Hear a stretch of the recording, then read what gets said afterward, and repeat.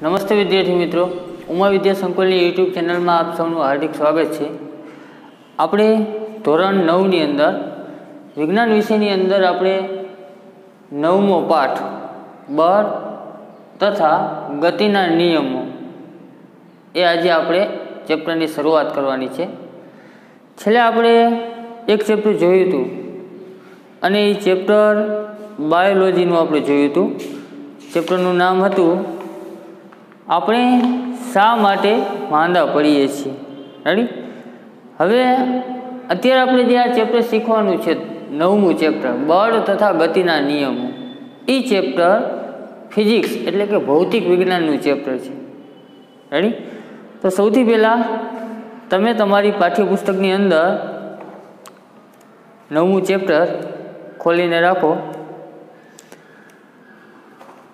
તો ચાલો page number 114 ઉપર બળ તથા ગતિના નિયમો ચેપ્ટરની શરૂઆત કરતાં પહેલાં આપણે અમુક વસ્તુ જે જોવાની છે એ જોઈ લઈએ। અત્યારે નવો સુધારેલો કોર્સ સરકારે જાહેર કરેલો છે। રેડી? તો કેટલો કોર્સ આપણે રાખવાનો છે અને કેટલો કાઢી નાખવાનો છે એની ચર્ચા કરી લઈએ। તો રાખેલ અભ્યાસક્રમની વાત કરી કે આ ચેપ્ટરની અંદર કયા કયા મુદ્દાઓ સમાવેશ કરવામાં આવેલ છે એ મુદ્દાઓ જોઈ લઈ અને કયા કયા મુદ્દા આપણા કોર્સમાંથી કાઢી નાખેલ છે એ મુદ્દાની ચર્ચા કરી લઈએ। પરીક્ષાની અંદર પ્રશ્નપત્ર છે એ આ મુદ્દાઓની અંદરથી આવશે, જે રાખેલ અભ્યાસક્રમ છે એની અંદરથી। રેડી? અને જે બાદ કરેલ છે, જે આપણા અભ્યાસક્રમમાં રાખેલ નથી, એ મુદ્દાઓ આપણે અત્યારે વાંચવાના નથી। રેડી? પરંતુ જાણકારી માટે જોઈ લેવાના છે, વાંચી લેવાના, સમજી લેવાના। રેડી? જે પ્રશ્નપત્રમાં તમારી પ્રશ્ન એમાંથી આવશે નહીં। તો સૌથી પહેલાં ટીક કરતા જજો, જે અભ્યાસક્રમ રાખેલ છે એની અંદર સૌથી પહેલાં પ્રસ્તાવના પાઠ જ્યાંથી ચાલુ થાય છે, રેડી, એ આખી પ્રસ્તાવના દરેક ચેપ્ટરમાં લેવાની જ છે। પ્રસ્તાવના પછી પહેલો મુદ્દો આવે છે 9.1 સંતુલિત અને અસંતુલિત બળ। પેજ નંબર 115 ઉપર સંતુલિત અને અસંતુલિત બળ આ આપણે આપણા કોર્સની અંદર રાખવાનો છે। અત્યારે ચર્ચા કરું છું રાખેલ અભ્યાસક્રમ, આ બધા મુદ્દા રાખેલ છે। રેડી? બીજો મુદ્દો આવે છે આ 9.1 આખો એક મુદ્દો, એના અંદર કોઈ પેટા પ્રકાર આવતા નથી। બીજો મુદ્દો 9.2 પેજ નંબર 116 પાછળના પેજ ઉપર જ છે, ગતિનો પ્રથમ નિયમ। એ પણ એક આખો જ મુદ્દો છે, આખો ટોપિક છે, એની અંદર કોઈ પેટા પ્રકાર આપેલ નથી। રેડી?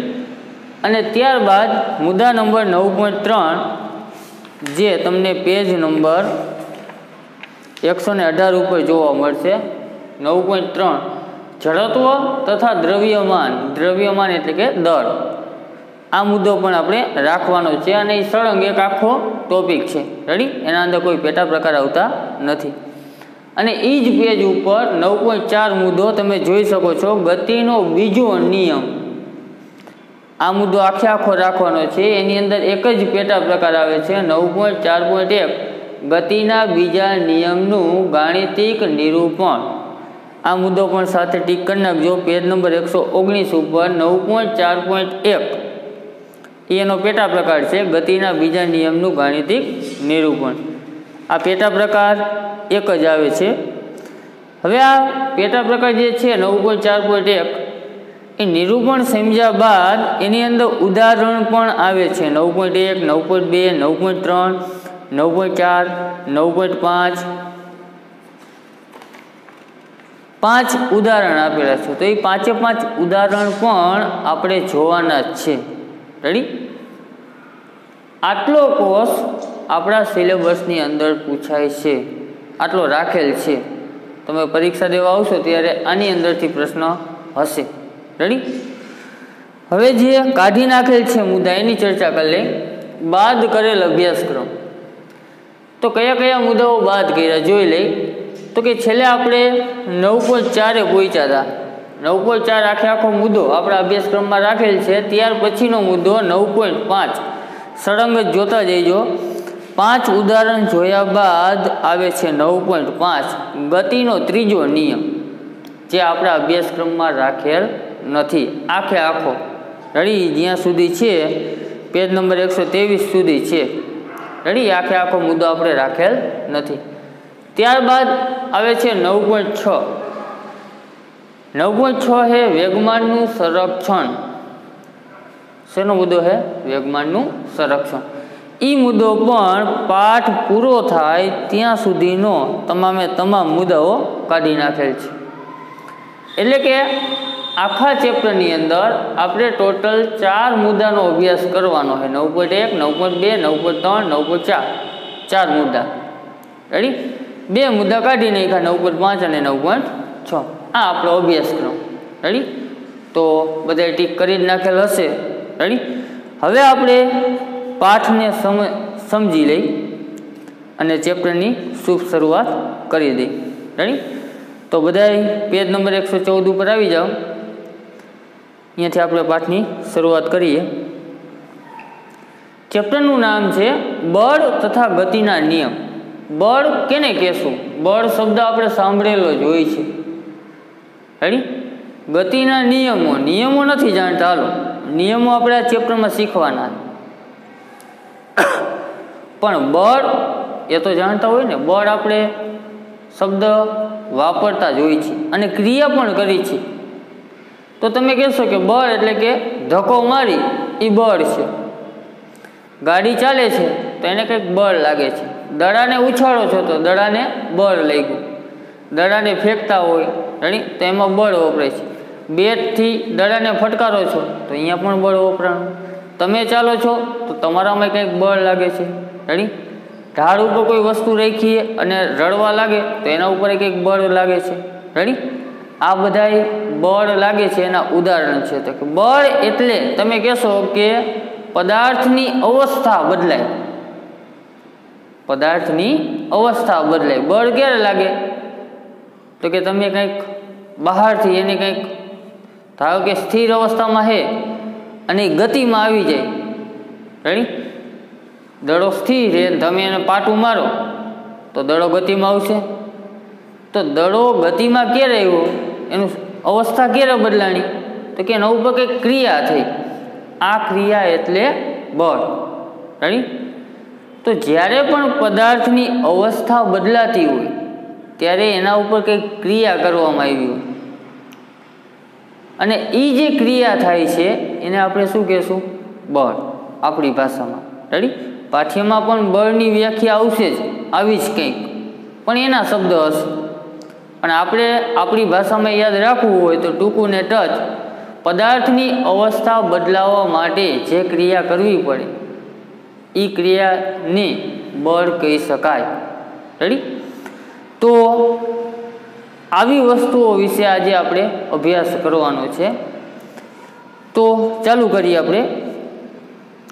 આગળના પ્રકરણમાં આપણે સુરેખ પથ પર વસ્તુની ગતિની ચર્ચા તેના સ્થાન, વેગ અને પ્રવેગના સંદર્ભમાં કરી. સુરેખ પથ ઉપર કોઈ પદાર્થ ગતિ કરતો હોય તો એની અલગ અલગ અવસ્થા માટે આપણે જોયું કે એનું સ્થાન, એ સ્થાન કેવી રીતે બદલે છે, એનો વેગ કેને કહેવાય, એનો પ્રવેગ કેને કહેવાય, એનું સ્થાનાંતર કેને કહેવાય. આવું આપણે પ્રકરણ 8માં શીખી ગયા. સ્થાનમાં ફેરફાર થાય તો એ સ્થાનાંતર થયું કહેવાય. રેડી, પછી કંઈક અમુક અંતર કાપે. રેડી, અને અંતર કાપ્યા બાદ સ્થાનાંતર અને અંતર એની તમે કિંમત મેળવતા શીખ્યા. પછી આપણે વેગ નામની રાશિ પણ શીખ્યા. વેગ છે તો એ સ્થાનાંતર ઉપર આધાર રાખે. વેગનું સૂત્ર સ્થાનાંતરના છેદમાં સમય. પદાર્થે સ્થાનાંતર કેવું કર્યું એના ઉપર એનો વેગ આધાર રાખે. રેડી, પછી વેગ, પછી આપણે પ્રવેગ શીખ્યા. તો કે પ્રવેગનું સૂત્ર શું? તો કે વેગના છેદમાં સમય. વેગમાં થતો ફેરફાર ના છેદમાં સમય. તો પ્રવેગ વેગ ઉપર આધાર રાખે, વેગ સ્થાનાંતર ઉપર આધાર રાખે. રેડી, એકબીજા સાથે સંકળાયેલા છે. આવી બધી વસ્તુ આપણે પ્રકરણ 8માં શીખી ગયા. 8મું ચેપ્ટર આપણે શીખ્યા હતા ગતિ, એની અંદર આની ચર્ચા કરી લીધી. રેડી, હવે આગળ જોઈ. આપણે જોયું કે આવી ગતિ નિયમિત કે અનિયમિત હોઈ શકે. આપણે એ પણ ચર્ચા કરી કે વ્યવહારમાં આપણી ગતિ કેવી હોય તો કે અનિયમિત. બાઇક લઈને તમે શહેરની અંદર નીકળો તો તમે હાલતા બ્રેક મારશો, વળી લીવર મારશો, બ્રેક મારશો, લીવર મારશો, બ્રેક મારશો, તો તમારો વેગ એ એક સરખો જળવાશે નહીં, જેને આપણે અનિયમિત ગતિ કહી છીએ. રેડી? પરંતુ તમે નેશનલ હાઈવે ઉપર જતા હોય અને કોઈ અવરોધ ન નડે અને એક જ ધારી સ્પીડથી 1 કલાક 2 કલાક સુધી ગતિ કરો તો એ ગતિ તમારી કેવી કહેવાય? નિયમિત ગતિ. આનો અભ્યાસ આપણે કરી ગયા. પરંતુ હજુ આપણે એ જાણ્યું નથી કે ગતિ માટેનું કારણ શું હોઈ શકે. એ ચેપ્ટરમાં આપણે ગતિ શેના કારણે ઉદ્ભવે છે એની ચર્ચા આપણે કરેલ નથી. સમયની સાથે વસ્તુની ઝડપ કેમ બદલાય છે? આપણે બાઇક લઈને જતા હોય તો સમય જેમ જેમ પસાર થાય એમ આપણી ઝડપમાં વધારો કે ઘટાડો થાય તો એ કેના ઉપર આધાર રાખે કે ઝડપ વધી અને ઘટી? તો એના માટે ઘણા બધા કારણો જવાબદાર છે, એની આજે આપણે ચર્ચા કરવાની છે. રેડી? જોઈશું આગળ. શું બધા જ પ્રકારની ગતિ માટે કોઈ કારણ જરૂરી હોય છે? દરેકે દરેક ગતિ થતી હોય તો એના માટે બધાય માટે કારણ જવાબદાર છે? તો કે છે હા, બધાય પ્રકારની ગતિ માટે કોઈક ને કોઈક કારણ જવાબદાર છે. આપમેળે કોઈ ગતિ થતી નથી. જો એમ હોય તો આ કયા કારણે થાય છે? આપણને પ્રશ્ન પૂછ્યો, શેના કારણે એવું થાય છે? આ પ્રકરણમાં આપણે આ બધી જ જિજ્ઞાસાઓ સંતોષવાનો પ્રયત્ન કરીશું. આપણને જે આવા પ્રશ્નો ઉદ્ભવે છે એ પ્રશ્નનું સમાધાન થાય એવી કંઈક ચર્ચા કરવાની છે આ ચેપ્ટરની અંદર. રેડી? સદીઓથી ગતિ અને તેના કારણો એ વૈજ્ઞાનિકો તથા તત્વવેતાઓને મૂંઝવણમાં રાખેલા હતા. આ જે ગતિ થાય છે એ સદીઓ પહેલાં અને હજી સુધી વૈજ્ઞાનિકો અને તત્વવેતાઓને મૂંઝવણમાં રાખેલા હતા કે આ ગતિ શેના કારણે થાય છે, શા માટે આવી જ ગતિ થાય છે.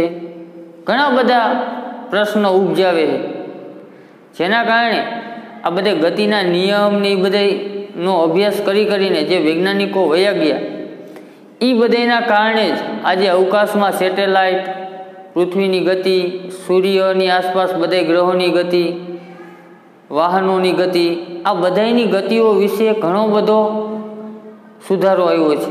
એના વિશે ઘણું બધું જાણવા મળ્યું છે જે પહેલાંના સમયમાં જાણી શકાતું નહોતું, જ્યાં સુધી આપણને ગતિ વિશેનો કંઈ સમજ જ નહોતી. ત્યારે જમીન પર રાખેલ એક દડાને ધીમેથી ઠોકર મારતા તે હંમેશ માટે ગતિશીલ રહેતો નથી. જમીન ઉપર દડાને રાખ્યો હોય ને તમે એને ઠોકર મારો કે બેટથી મારો તો એ હંમેશને માટે ગતિશીલ રહેતો નથી. જ્યારે ઠોકર લાગે ત્યારે ઝડપથી ગતિ કરશે, સમય જાતા જાતા જાતા ધીમે ધીમે એ ધીમો પડતો જશે અને એક અવસ્થા એવી આવશે કે એ સ્થિર થઈ જશે. આ પ્રકારના અવલોકનો દર્શાવે છે કે કોઈ વસ્તુની સ્થિર અવસ્થા જ તેની પ્રાકૃતિક અવસ્થા છે. આ અવસ્થા આપણને શું દર્શાવે છે કે પહેલાં તો સ્થિર હતો જ અને એને તમે બેટથી માર્યો તો અમુક સમય વળી પાછું સ્થિર જ થઈ ગયો. તો એ શું દર્શાવે છે તો કે પહેલાં સ્થિર હતો અને પછી પણ એ સ્થિર જ થયો. એનો મતલબ કે એ પહેલાં સ્થિર અવસ્થામાં હતો અને એની તમે અવસ્થા બદલાવી તો અવસ્થા બદલાયા પછી પણ એ પોતે સ્થિર થવા માટે પ્રયત્ન કરે, પોતાની પાછી જે અવસ્થા હતી એ અવસ્થા મેળવવા માટે પ્રયત્ન કરે, એ એની પ્રાકૃતિક અવસ્થા થઈ કહેવાય. જ્યાં સુધી ગેલિલિયો ગેલિલી તથા આઇઝેક ન્યૂટને ગતિને સમજવા માટે સંપૂર્ણપણે અલગ વિચારધારાનો વિકાસ ન કર્યો ત્યાં સુધી આવી માન્યતા પ્રવર્તતી રહી. અત્યારે મેં કીધું ને કે દડાને તમે ઠોકર મારો અને દડો સ્થિર થઈ જાય તો પહેલાંના લોકો એવું વિચારતા કે દડો પહેલાં સ્થિર હતો અને પાછો સ્થિર થવા માટે જ પ્રયત્નો કરે. ધારો કે કોઈ પણ વસ્તુને તમે ધક્કો મારો તો પહેલાં એ વસ્તુ સ્થિર હોય તો એ આગળ જતાં સ્થિર જ થઈ જાય, ગતિમાં હોય તો આગળ જતાં એ પાછી પોતાની ગતિ પકડી જ લે. પહેલાં આવી વિચારસરણી હતી. એવું જરૂરી નથી કે દડો સ્થિર હતો અને આગળ જતાં એ સ્થિર જ થશે, એ જરૂરી નથી. કારણ કે ઉદાહરણ આપું, હજી આપણે સમજ્યા નથી પણ ઉદાહરણ આપું. શૂન્ય અવકાશમાં તમે દડાને ઉછાળો, પહેલાં દડો શૂન્ય અવકાશમાં સ્થિર રાખો તો એ ગતિ કરશે નહીં, રેડી? અને પછી દડા ઉપર કંઈક બળ આપો, એને ગતિમાં લઈ આવો તો દડા ઉપર એક પણ પ્રકારનું બળ લાગતું નથી, બાહ્ય બળ. એને હવાનો કોઈ અવરોધ નહીં લાગે, જમીનનું કંઈ ઘર્ષણ બળ નહીં લાગે, રેડી? એટલે એને એકેય બળ ન લાગે બાહ્ય બળ, તો એને ગતિમાં લાવતા એ જેટલી ગતિથી ગતિ આપી છે એટલી જ ગતિથી અનંત સુધી પોતાની ગતિ ચાલુ જ રાખશે, એ સ્થિર થશે નહીં. કઈ જગ્યાએ? શૂન્ય અવકાશમાં. તો અત્યારે જે વાત કરી, પહેલાંના લોકો જે વિચારતા કે પોતે સ્થિર હોય તો સ્થિર થવા માટે પ્રયત્ન કરે, શૂન્ય અવકાશમાં આ વસ્તુ નહીં થાય. સમજાણું? પણ આ માન્યતા કોને ખોટી કરી? આ માન્યતામાં ફેરફાર કેને કર્યો? તો કે એક તો ગેલેલિયોએ અને આઇઝેક ન્યૂટને. આ બે વ્યક્તિએ સાચા વિચારો આપ્યા કે ખરેખર ગતિ શું છે, ગતિ ઉપર કઈ વસ્તુ અસર કરે. દડો સ્થિર હતો, ગતિમાં લેવા પાછો સ્થિર શા માટે થઈ જાય છે? આ બધા વિચારો આ બે વૈજ્ઞાનિકોના કારણે અસ્તિત્વમાં આવ્યા, જેના કારણે ખોટી માન્યતા સાચી માન્યતા થઈ ગઈ, રેડી? પહેલાં ખોટી માન્યતા હતી કે પહેલાં આવું થતું, જે બદલાઈને પછી એમાં સુધારો આવ્યો, રેડી? જો આ બંને વ્યક્તિએ કંઈ કીધું જ ન હોત, કંઈ સંશોધન કર્યું જ ન હોત અને આના જેવા બીજા કોઈ વ્યક્તિએ પણ ન શોધ્યું હોત તો ગતિ વિશે હજી પણ આપણે અજાણ જ હોત. હજી પણ વાહનોની ગતિ કઈ રીતે થાય એ, રેડી? દડાને બેટ વડે ફટકારીએ તો દડો કઈ રીતના ગતિ કરે. રોકેટને અંતરિક્ષયાનમાં મોકલવું એ અંતરિક્ષમાં તો એના માટે કેટલું બળ આપવું પડશે, એ કેટલી ગતિથી ગતિ કરે તો એ પૃથ્વીના વાતાવરણની બહાર નીકળી શકે. પછી પૃથ્વીની આસપાસ સેટેલાઇટને ફેરવવો હોય, રેડી? તો એને કેટલી ગતિ આપવી પડે, કેટલી ઊંચાઈ રાખવી પડે, આ બધી જાણકારી આપણા માટે ઉપલબ્ધ હોત નહીં જો આ બંને વ્યક્તિએ ગતિના કોઈ નિયમ ન આપ્યા હોત તો. તો આ ખરેખર એક મહાન કાર્ય કહેવાય, બંને વૈજ્ઞાનિકોએ જે શોધ કરી, રેડી? જેના કારણે આપણી આધુનિકતામાં ઘણો બધો સુધારો આવ્યો છે. નીચે જુઓ, અમુક આકૃતિ આપેલી છે, એનું વર્ણન આગળ પેરેગ્રાફમાં આવશે. આકૃતિ જોઈ લઈ. પેલા એક છોકરો એ કંઈક ટ્રોલીને ધક્કો મારે છે. ધક્કો મારવાથી ટ્રોલી લગાડેલ બળની દિશામાં ગતિ કરે છે. ટ્રોલી તમે પકડીને, ઘણીવાર મોલમાં ગયા હોય ત્યાં આવી ટ્રોલી આપે ને આપણને, એ ટ્રોલી પકડીને તમે ધક્કો મારતા હોય, ટ્રોલી કઈ દિશામાં ગતિ કરશે? જે દિશામાં તમે બળ લગાડો છો એ દિશામાં આગળ વધશે. પછી ઘરે આપણે ટેબલ હોય, તિજોરીના ખાનાને ખેંચવામાં આવે, રેડી? ટેબલમાંથી ખાનું ખોલો તો બળ કઈ દિશામાં લાગે? તમે પાછું બળ લગાડો તમારી તરફ તો ખાનું પણ તમારી દિશામાં આગળ વધે છે. પછી બે છોકરીઓના ફોટા દર્શાવેલા છે, એટલે કે બે અલગ અલગ નથી. પેલા છોકરી છે એ હોકીથી બોલને મારે છે, જેના કારણે બોલ ગતિમાં આવે છે. એ બાજુની આકૃતિમાં દર્શાવેલું છે. આ ત્રણ આકૃતિનો અભ્યાસ આગળ પેરેગ્રાફમાં આવશે, શું કહેવા માગે છે ધ્યાનમાં રાખજો, આગળ જોતા જઈ. દૈનિક જીવનમાં આપણે જોઈએ છીએ કે એક સ્થિર વસ્તુને ગતિમાં લાવવા કે ગતિશીલ વસ્તુને અટકાવવા માટે આપણે કંઈક પ્રયાસ કરવો પડે છે. આપણે રોજબરોજની જિંદગીમાં જોતા જ હોઈએ છીએ કે સ્થિર વસ્તુ છે એને ગતિમાં લઈ આવવું હોય તો આપણે કંઈક મંત્રોચ્ચાર કરી તો એ ગતિમાં આવશે નહીં. આપણે એને આમ સ્વા કંઈક કરી કાલ ગતિમાં આવી જા તો એ ગતિમાં આવશે નહીં. પરંતુ શું કરવું પડે? એ વસ્તુને ગતિમાં લઈ આવવા માટે કાંઈક બળ આપવું પડે તો એ ગતિમાં આવશે. તથા આપણે કહીએ છીએ કે કોઈ વસ્તુની ગતિની અવસ્થા બદલવા માટે તેને ખેંચવી પડે કે ધકેલવી પડે કે આઘાત એટલે કે ટૂંકા ગાળામાં લાગતું બળ લગાડવું પડે. કોઈ ગતિમાન વસ્તુ છે એની દિશા બદલાવી છે તો કાં તો એને ખેંચવું પડે. રેડી? ઉદાહરણ તરીકે ધારો કે કોઈ વ્યક્તિ દોડતો દોડતો જાય અને સીધો દોડતો હોય, તમે એનો અચાનક હાથ પકડીને પોતાની તરફ ખેંચો તો એ જવાનો માર્ગ એનો સીધો હોય, પણ તમે એનો હાથ ખેંચશો તો એની દિશા બદલાઈ જશે, ગોળ આંટો ફરી જશે ગતિમાં હોવાના કારણે. રેડી? તો ગતિમાન વ્યક્તિની અવસ્થા આપણે કેવી રીતે બદલી? તો કે ખેંચીને. પછી ધક્કો મારીને કોઈક વ્યક્તિ દોડે અને દોડતો દોડતો આપણા પાસેથી પસાર થવાનો હોય ને આપણે અહીંયાથી આમ ધક્કો મારી તો એની અવસ્થા સીધો જતો હોય, સીધો જ નહીં રહે, એ થોડોક દિશા બદલી નાખશે ધક્કો લાગવાથી. રેડી?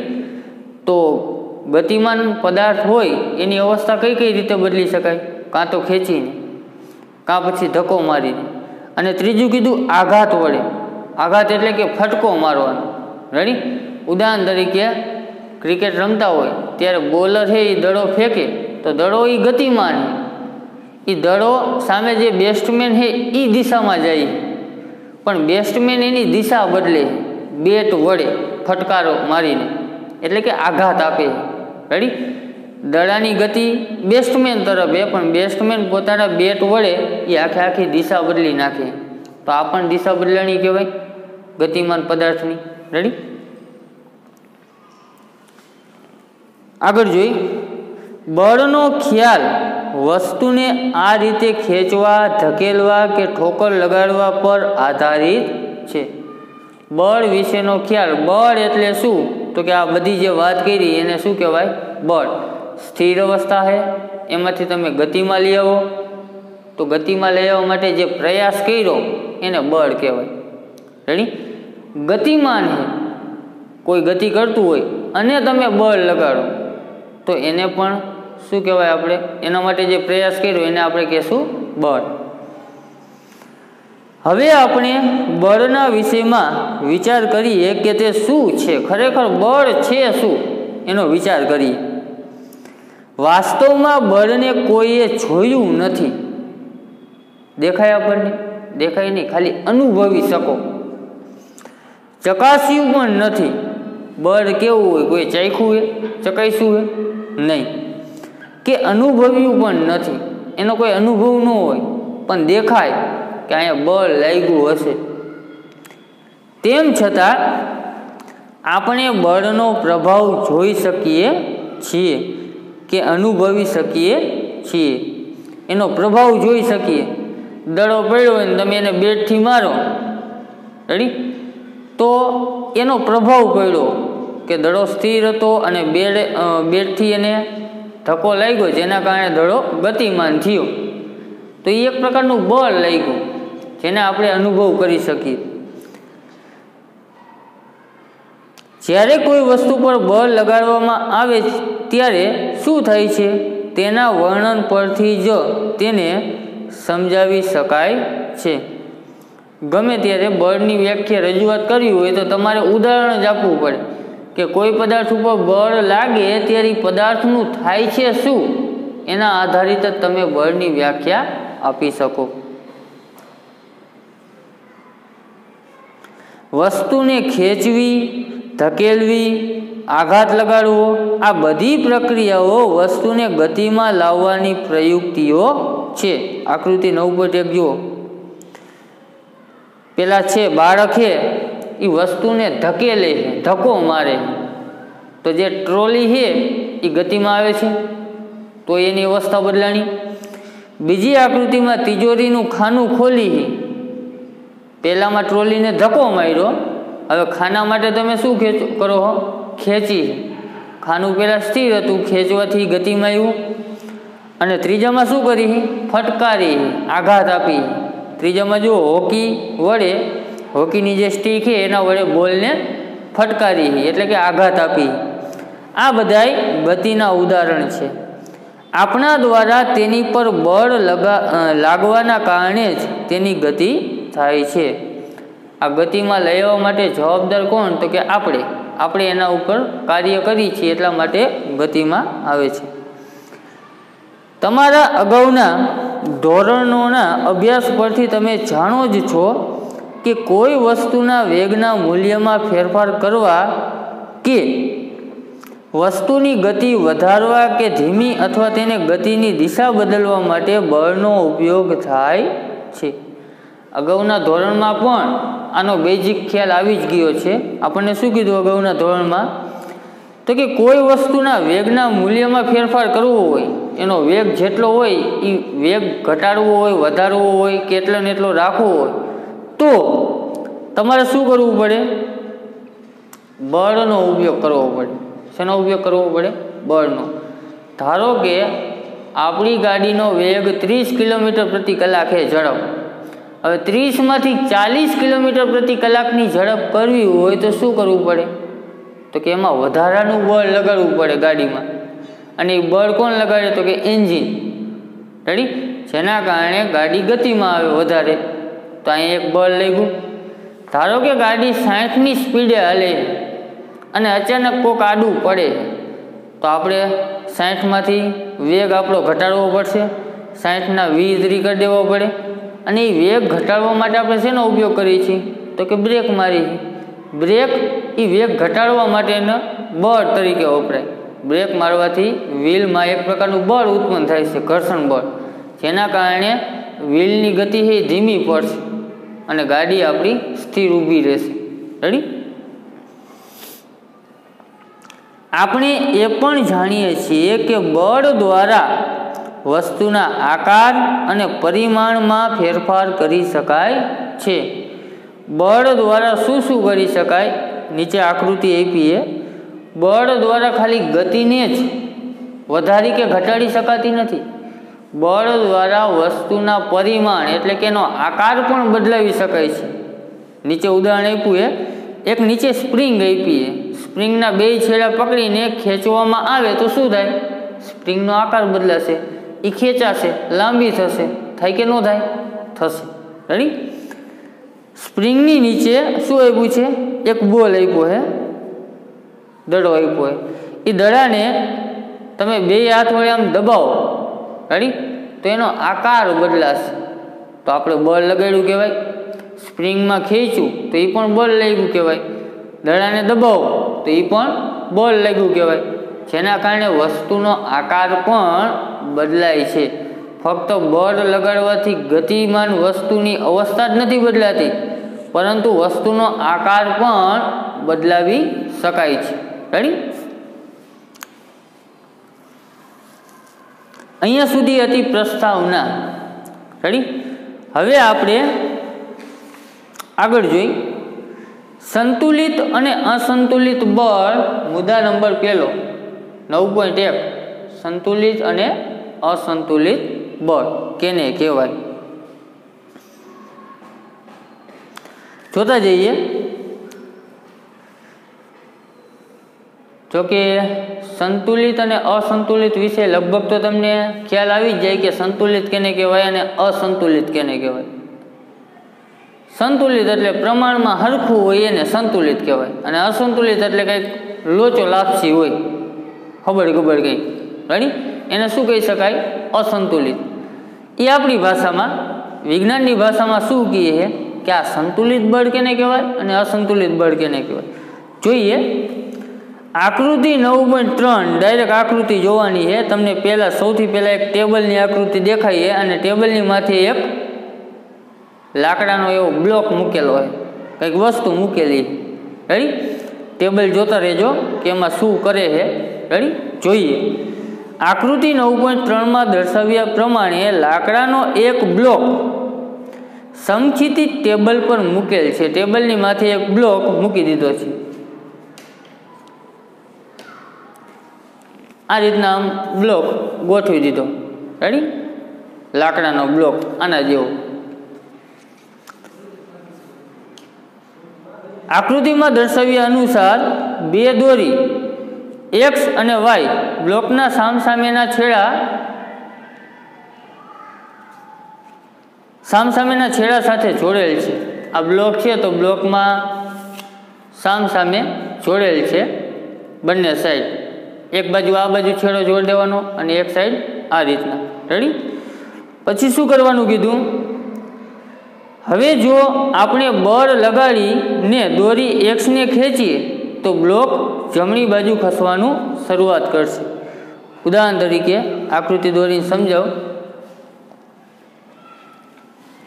ટેબલ ઉપર જે બ્લોક મૂક્યો એ ખાલી ફક્ત બ્લોક જ દોરું।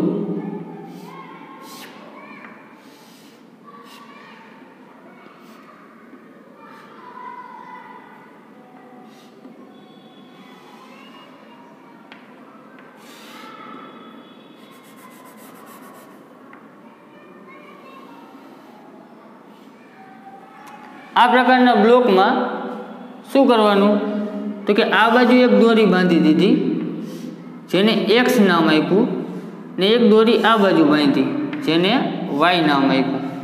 પહેલાં આપણને પ્રવૃત્તિ એવી કરવાની કીધી કે ફક્ત આ જે એક્સવાળી દોરી છે એને જ ખેંચો। તો એક્સવાળી દોરીને ખેંચશો તો તમારો જે બ્લોક છે લાકડાનો એ કઈ તરફ ખસશે તો કે આ તરફ ગતિ કરશે। રેડી? પછી તમને એવું કીધું કે તે જ રીતે જો દોરી વાયને ખેંચવામાં આવે તો બ્લોક ડાબી તરફ ગતિ કરશે। હવે તમે દોરી વાયને ખેંચો, હવે આ બાજુ ખેંચવાનું બંધ કરી દેવાનું, એક્સવાળી દોરીને મૂકી દેવાની અને વાયવાળી દોરી ખેંચો તો બ્લોક કઈ તરફ ગતિ કરશે તો કે આ તરફ, જે તરફ વાયવાળી છે દોરી એ તરફ। અને હવે પછી આગળ તમને આગળ એવું કીધું કે વાયવાળી દોરી ખેંચી, હવે બંને તરફ એક્સ અને વાય બંને તરફ દોરી ખેંચો। કઈ દોરી ખેંચવાની? એક્સ અને વાય બંને દોરી એકી સાથે ખેંચવાની। બંને દોરી જો એકી સાથે ખેંચવામાં આવે અને એક સમાન જ બળ લગાડવાનું, એક્સવાળી દોરી આ તરફ, વાયવાળી દોરી આ તરફ, બંનેના બળ એક સરખા લાગે। રેડી? તો એક્સવાળી દોરી આ તરફ ખેંચશે અને વાયવાળી દોરી આ તરફ ખેંચશે। બંને બાજુ જો બળના મૂલ્ય સમાન હશે, બંને બાજુથી એક સરખું જ બળ લાગતું હશે, રેડી? તો આ બ્લોક છે એ બ્લોક કઈ તરફ ખસશે તો કે એકેય બાજુ ખસવાનો નથી। રેડી? કારણ કે બંને બાજુ લાગતા બળ કેવા થઈ ગયા? સમાન। જો તમે એક જ તરફથી ખેંચતા હોય તો એ એક તરફ ખેંચાઈ જાય, વાય તરફથી ખેંચતા હોય તો વાય તરફ ખેંચાઈ જાય, પણ બંને બાજુ એક સરખી રીતે ખેંચો તો એ બ્લોક ડગશે નહીં। પણ જો આ બાજુ ઓછું બળ લગાડો અને આ બાજુ વધારે ખેંચો તો તમે જાણો જ છો, ઘણી વખત આપણે રાંધવા ખેંચ રમતા જ હોય, જે બાજુની ટીમ મજબૂત હોય, ખેંચવામાં મજબૂત હોય એ તરફ બધાને ખેંચી જાય, જાણો ને? પણ જો બે બાજુ ટીમ હરખી હરખી હોય તો વચ્ચે જે ઓલો રૂમાલ બાંધેલો હોય દોરડામાં એ રૂમાલ એકેય બાજુ જશે નહીં, બે બાજુ હરખું બળ લાગવાના કારણે। રેડી? જોઈ લઈએ મુદ્દો શું કહે। પરંતુ જો બ્લોકને બંને બાજુથી સમાન બળ દ્વારા ખેંચવામાં આવે તો બ્લોક ગતિ કરતો નથી। આ પ્રકારના બળોને સંતુલિત બળ કહે છે અને તે વસ્તુની સ્થિર કે ગતિમાન અવસ્થામાં ફેરફાર કરતા નથી। આ બંને સાઈડ જે સમાન બળ લગાડ્યા, એક્સ તરફ અને વાય તરફ બંને બાજુ જ્યારે બળ લગાડ્યા અને સમાન માત્રામાં લગાડ્યા અને બ્લોક ખસ્યો જ નહીં, એકેય બાજુ સ્થિર ને સ્થિર રહ્યો। બંને બાજુ બળના સમાન મૂલ્ય થવાના કારણે બ્લોક સ્થિર અવસ્થામાં પડ્યો રહ્યો। તો આ સ્થિર અવસ્થા પ્રાપ્ત કરવા માટે જે બંને સાઈડ સમાન બળ લાગતા હતા એ બંને બળને કહેવાય સંતુલિત બળ। અને સંતુલિત બળ છે એ પદાર્થ સ્થિર હોય તો સ્થિરને સ્થિર રાખે અને જો ગતિમાન હોય તો એ પદાર્થ ગતિમાન જ રહે, એની અવસ્થા બદલાય નહીં। આવા પ્રકારના બળને કહેવાય સંતુલિત બળ। આગળ જોઈ, હવે એક એવી અવસ્થાનો વિચાર કરો કે જેમાં अलग अलग मूल्यना बे परस्पर विरुद्ध दिशा में लागता बळो द्वारा ब्लॉकने खेंचवामां आवे छे। हवे केवुं बळ विचारवानुं, आ एक्स वाळुं बळ छे एने आपणे ओछुं राखीए, आ बाजु ओछुं बळ ने आ बाजु आपणे बळ वधारीए, वधु बळ, आ बाजु वधु बळ लागे है ने आ बाजु ओछुं बळ लागे है, तो पदार्थ कई तरफ गति करशे? तो कि जे बाजु वधारे बळ लागे ए तरफ स्वाभाविक है खेंचाई जवानो है। रेडी? आ किस्सामां ब्लॉक वधारे मूल्य धरावता बळनी दिशामां गति करवानी शरूआत करशे। जे बाजु वधारे बळ लागतुं हशे ए तरफ गति करवानुं चालू करशे। आम अहीं बे बळो संतुलित नथी। आम कही शकाय कि आ बंने बळ है संतुलित छे नहीं। संतुलित बळ आपणे केने कीधुं कि पदार्थ जो स्थिर होय तो स्थिर ज रहेवो जोईए અને જો ગતિમાન હોય તો ગતિમાન રહેવો જોઈએ, એને કહેવાય સંતુલિત બળ। રેડી? અહીંયા સંતુલિત બળ થતું નથી, એક બાજુ વધારે બળ છે અને એક બાજુ ઓછું બળ છે, તો આ સંતુલિત બળ કહી શકાય નહીં। પરિણામી બળ ગતિની દિશામાં કાર્યરત છે। આ પરથી કહી શકાય કે બ્લોક પર લાગતું અસંતુલિત બળ બ્લોકને ગતિમાં લાવે છે। એટલે કે આ જે બળ છે એ સંતુલિત નથી તો કેવું બળ થયું? અસંતુલિત બળ। અને અસંતુલિત બળમાં પદાર્થને કાર્ય કરવા માટે કોણ જવાબદાર ગણાય છે? તો કે જે બાજુ અસંતુલિત બળ વધારે લાગે છે એ બળ આ પદાર્થને ગતિ કરવા માટે જવાબદાર કહી શકાય। જ્યારે કેટલાક બાળકો એક બોક્સને ખરબચડી સપાટી પર ખસેડવાનો પ્રયત્ન કરે ત્યારે શું થશે? તમે જાણો જ છો, એક મોટું બોક્સ, અહીંયા જો આકૃતિ નીચે બોક્સ આપ્યા છે અને બાળકો એને ધક્કા દે છે। વાંચતો જાઓ અને સમજતા જઈજો।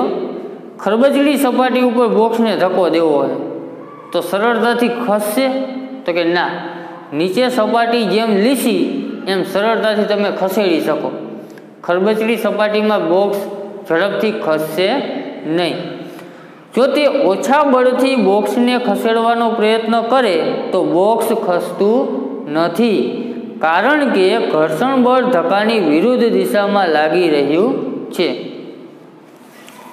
અહીંયા પેલી આકૃતિમાં જુઓ, બોક્સને ધક્કો મારે તો બોક્સ આ તરફ ગતિ કરવાનો પ્રયત્ન કરશે, પણ જો નીચે ખરબચડી સપાટી હશે તો નીચે સપાટી અને બોક્સ વચ્ચે ઘર્ષણ ઉત્પન્ન થશે, જેના કારણે ઘર્ષણ બળ આ બોક્સને હટવામાં મદદ કરશે નહીં, વિરુદ્ધ દિશામાં બળ લગાડશે, જેના કારણે બોક્સની ગતિ થશે નહીં જ્યારે ઓછો ધક્કો લગાવો ત્યારે। રેડી? પછી આકૃતિ 9.4 એમાં તમને એ દેખાડ્યું છે। હવે આગળ વધી, આ ઘર્ષણ બળ બે સંપર્ક સપાટીઓ વચ્ચે ઉદ્ભવે છે। આ ઘર્ષણ બળ ક્યાં ઉદ્ભવ્યું? તો કે બે સંપર્ક સપાટી, બોક્સ અને નીચે તળિયું હોય જમીન, એ બંને વચ્ચે ઉત્પન્ન થાય છે। આ કિસ્સામાં બોક્સના તળિયા અને રફ સપાટી વચ્ચે ઉદ્ભવે છે। રેડી? જે બોક્સને ધકેલવા માટે લગાડેલ બળને સંતુલિત કરે છે। બે સંતુલિત થઈ ગયા। તમે ધીમેકથી ધક્કો દો તો બોક્સ ખસશે નહીં, જેટલો ધક્કો દીધો એટલું ને એટલું સામે ઘર્ષણ બળ લાગ્યું। રેડી? બે બળ વિરુદ્ધ થવાના કારણે આ જેમ બ્લોક નથી ખસતો એમ અહીંયા બોક્સ પણ ખસશે નહીં। એ પોતાની અવસ્થા ક્યારે બદલે? તો કે એકાદું બળ વધવું જોઈએ। અત્યારે આપણે ધીમેકથી ધક્કો દીધો તો એ ખસ્યો નહીં।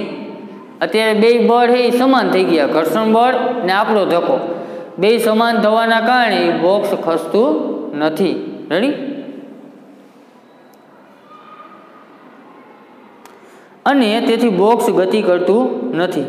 આકૃતિ 9.4 બી। હવે બીજી આકૃતિ જુઓ, એમાં બાળકો બોક્સને થોડા વધુ જોરથી ખસેડે છે। હવે બીજી આકૃતિમાં થોડોક વધારે ધક્કો દેવાનો। રેડી? પહેલામાં લગાડ્યો એના કરતાં થોડોક વધારે, તો પણ બોક્સ ખસતું નથી। કારણ કે ધકેલવા માટે લગાડેલું બળને હજુ ઘર્ષણ બળ સંતુલિત કરે છે. થોડોક જ ધક્કો વધાર્યો, એને જે પેલા ધક્કો બળ લગાડતા હતા એ થોડુંક જ બળ વધાર્યું, જેના કારણે એ બોક્સ હજી પણ ખસતું નથી. કારણ કે ઘર્ષણ બળ હજી એટલું વધારે છે કે જેના કારણે એ બોક્સને ખસેડવા દેતું નથી. રેડી? હવે જો બાળકો હજુ વધારે જોરથી ધક્કો મારે તો લાગતું બળ ઘર્ષણ બળ કરતાં વધી જાય છે. ત્રીજી આકૃતિ જુઓ. જે અસંતુલિત બળ છે અને તેથી બોક્સ ગતિ કરવાનું શરૂ કરે છે. પેલી બે આકૃતિમાં બોક્સ ખસતું નથી, જેનું કારણ શું છે? તો કે ઘર્ષણ બળ વધારે છે અને આપણે જે ધક્કો લગાવીએ છીએ એ થોડોક ઓછો હોય. રેડી? અને ત્રીજી આકૃતિમાં આપણને શું કીધું? તો કે ઘર્ષણ બળ જેટલું લાગે છે એના કરતાં વધારે બળ આપો, અને વધારે બળ આપવાથી શું થશે? તો કે ઘર્ષણ બળ રોકવાનો પ્રયત્ન કરશે, પણ આપણે લગાડેલું બળ એના કરતાં વધારે હોવાથી બોક્સ હવે ગતિ કરવા લાગશે. તમે ઘણીવાર જોયું હશે કે મોટું કોઈ બોક્સ હોય એને ખસેડવા પ્રયત્ન કરી પહેલાં થોડોક ધીમેથી ધક્કો દઈ ડગે નહીં, તો પછી આપણે શું કરી? થોડુંક વધારે બળ લગાડ્યું. રેડી? એટલામાંય ન ખસે તો પછી એનાથી વધારે બળ લગાડી, અને તોય ન ખસે તો શું કરશું? 2-3 વ્યક્તિને ભેગા કરશું, પછી ધક્કો દઈશું. તો એ શું થયું?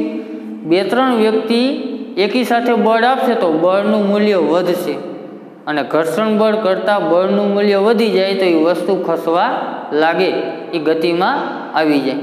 રેડી?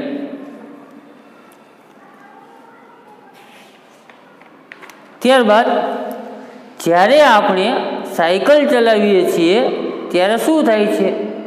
ત્યારે પણ બળ લાગે છે. પેડલું મારો તો એ બળ લાગ્યું. રેડી?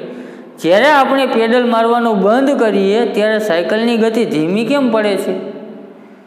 આમ થવાનું કારણ ઘર્ષણ બળ ગતિની વિરુદ્ધ દિશામાં લાગે છે.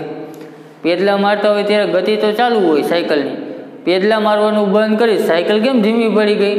તો કે સાયકલના જે ટાયર છે એ રોડ કે જમીન સાથે ઘર્ષણ અનુભવે, જેના કારણે સાયકલ જે ગતિ કરતી હોય એમાં બળમાં ઘટાડો થતો એક સમય એવો આવે કે સાયકલ ઊભી રહી જાય. સાયકલને ગતિમાં ચાલુ રાખવા માટે આપણે ફરીથી પેડલ મારવાનું ચાલુ કરવું પડશે. જો સાયકલ ઊભી રહી જાય તો વળી આપણે પેડલ મારવાનું ચાલુ કરવું જ પડે. રેડી? આ પરિસ્થિતિ પરથી કહી શકાય કે કોઈ વસ્તુને સતત ગતિશીલ રહેવા માટે કોઈ અસંતુલિત બળની જરૂરિયાત છે. કોઈ પણ વસ્તુને સતત ગતિશીલ રહેવા માટે બહારથી એને અસંતુલિત બળ સતત ને સતત આપતું રહેવું પડે. જોકે આ હકીકત સદંતર ખોટી છે. આજે અત્યારે વાત કરી એ ખરેખર ખોટી છે, કારણ કે શૂન્ય અવકાશમાં એકવાર બળ આપીને મૂકી દો તો ગતિ કર્યા જ રાખે. અત્યારે જે વિધાન બોલ્યા એમાં ઘણા બધા વિધાન જોડીએ ત્યારે એ વિધાન સાચું બને. કોઈ પણ પદાર્થને ગતિમાન રાખવા માટે અસંતુલિત બળ સતત આપવું પડે, પણ એના ઉપર બાહ્ય બળ કોઈ બીજું ન લાગતું હોય તો એને વધારે ગતિ આપવી પડે નહીં. એ આગળ હજી સમજાવશે, જોઈશું આપણે. કોઈ વસ્તુ જ્યારે અચળ વેગથી ગતિ કરતી હોય ત્યારે વસ્તુ પર લાગતું બળ સંતુલિત હોય છે તથા તેની પર કોઈ ચોખ્ખું બાહ્ય બળ લાગતું નથી. જો વસ્તુ પર કોઈ અસંતુલિત બાહ્ય બળ લાગે તો તેની ઝડપમાં અથવા ગતિની દિશામાં ફેરફાર થાય છે. આમ કોઈ વસ્તુને પ્રવેગિત ગતિ કરાવવા માટે અસંતુલિત બળ જરૂરી છે તથા તેની ઝડપમાં જ્યાં સુધી અસંતુલિત બળ લાગે ત્યાં સુધી ફેરફાર થતો રહે છે. જ્યારે આ બળ સંપૂર્ણ દૂર કરવામાં આવે ત્યારે વસ્તુ ત્યાં સુધીમાં તેને પ્રાપ્ત કરેલ વેગ ગતિ ચાલુ રાખે છે. ટૂંકમાં કહી તો છેલ્લે 2-3 જે વિધાન વાંચ્યા એમાં એવું કહેવા માગે છે કે કોઈ ગતિમાન પદાર્થ અચળ વેગથી ગતિ કરતો હોય, રેડી, તો એના ઉપર જ્યાં સુધી બાહ્ય બળ ન લાગે ત્યાં સુધી પોતાનો વેગ જાળવી રાખે છે. એ એટલો ને એટલો જ રહે. પણ એને જો બ્રેક મારો તો બાહ્ય બળ લઈ ગયું, જેના કારણે એનો વેગમાં ફેરફાર થાય. વધારે લીવર મારો તો ગતિ વધશે, તો એ પણ એક બાહ્ય બળ લઈ ગયું. રેડી? એટલે જ્યાં સુધી પદાર્થ ઉપર બાહ્ય બળ ન લાગે ત્યાં સુધી પોતાની ગતિ સતત ચાલુ ને ચાલુ જ રાખશે. રેડી? અહીંયા આપણો મુદ્દા નંબર 9.1 પૂર્ણ થાય છે. હવે પછીનો જે ટોપિક છે 9.2 એ આપણે નેક્સ્ટ લેક્ચરમાં જોશું. ગતિનો પ્રથમ નિયમ. રેડી? અહીંયા સુધીનું આપણે રાખીએ છીએ.